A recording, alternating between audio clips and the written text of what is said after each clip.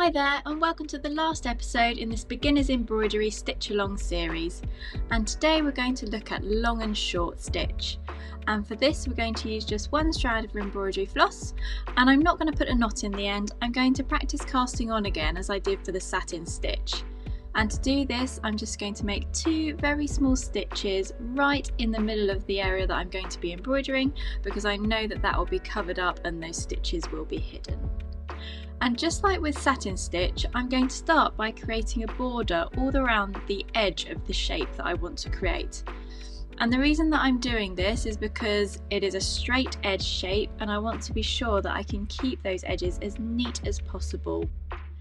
Now, long and short stitch is often used for needle painting along with satin stitch, so you can get some really amazing realistic effects using this stitch. And if you haven't tried needle painting, I definitely suggest having a look. Some of the work is absolutely incredible. And the stitch is really simple. It's just continuous straight stitch. And the important part about this is blending your colours and your tones to create the realistic effect that you want to achieve.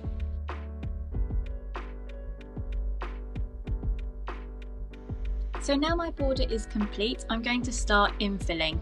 And I'm going to start with the darkest colour at the bottom because I want to get a really lovely fade from dark to light. And for my long and short stitches, I'm going to do exactly that. I'm going to create some long stitches and also some shorter stitches. So I'm going from the bottom edge of the border, part way up the middle of the central band that I'm going to create, and that's my long stitch. And then my short stitch is going to go again from the bottom border, but just to the edge of the darkest band of colour. And if you are doing a transition with long and short stitch or a colour fade, it is definitely worth marking on your pattern where that transition should be, because that gives you a guide for the boundary of your long and short stitches. So first of all, I go from left to right and I just make a series of long and short stitches fairly far apart, because these give me a guide to make sure that my stitches stay straight and don't start leaning to the left or to the right. They act as a good guide. And then I work my way back again, infilling between those with more long and short stitches. You do not have to be super precise that every other stitch has to be long or short. You can mix it up, and to be honest, the blend is better the more varied you are. If you are too regimented with this, you end up almost with a teeth effect, where you've got every other stitch long, short, long, short. So you'll see as I move along that my stitches are a little bit more random, and I'm making sure that I've just got a really good variance in between the different length of my stitches. So the dark band of stitching is almost finished, and what's going to help this stitch look really great is if your stitches are super close together. So you might notice that I've sometimes gone over an area a number of times, and that's just to make sure that you can't see any of the fabric through. It's just like with satin stitch. You want to make sure that you get that lovely sheen effect, and you also really want this colour blend to work well. So let's move on to the next band of colour. I'm going to use a medium blue, one strand again, and I'm going to start on the left hand side. And just as I did with the first band of long and short, I'm just going to set out my guide stitches first. My short stitch is going to go to the top of the medium band of colour that is marked out on this pattern, and then my longer stitch is going to go halfway up through the top band, the lightest element of colour. And it's really important that your stitches go in the same direction if you want to get a good blend.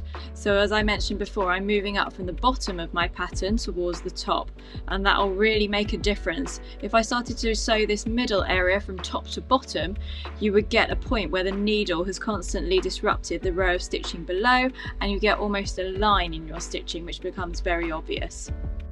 So I continue working my way from left to right and back again with long and short stitches, keeping this slightly random effect, which I know is going to give me a much more realistic look when I come to the end.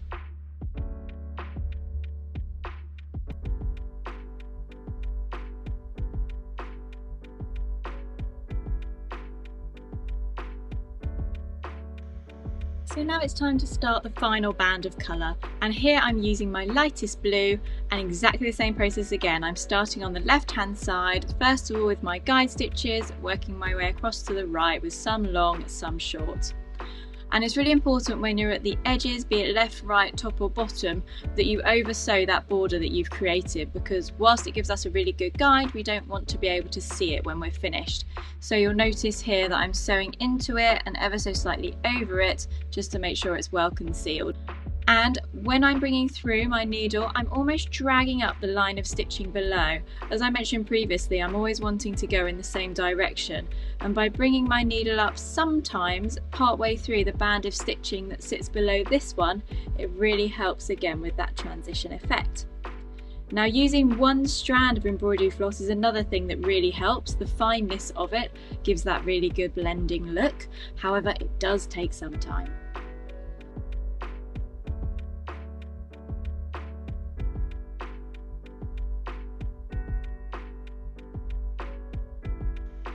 So we've skipped along now to the last few long and short stitches. Hopefully you can see that blend really coming through. I am very pleased with that.